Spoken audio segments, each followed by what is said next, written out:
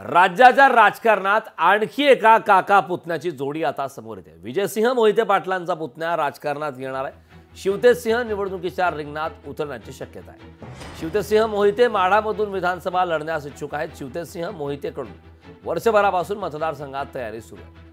धैर्यशील मोहिते पाटील हे खासदार आहेत आणि त्यानंतर आता ही मोठी अपडेट समोर येते। आणखी एका काका पुतण्याच्या जोडी आता राजकारणात समोर आले। शिवतेजसिंह मोहिते आता माढा विधानसभा मतदारसंघामधून विधानसभा निवडणुकीत लढण्यासाठी इच्छुक आहेत। शिवतेजसिंह मोहितेंकडून वर्षभरापासूनच मतदारसंघात तयारी सुरू असल्याची माहिती मिळते।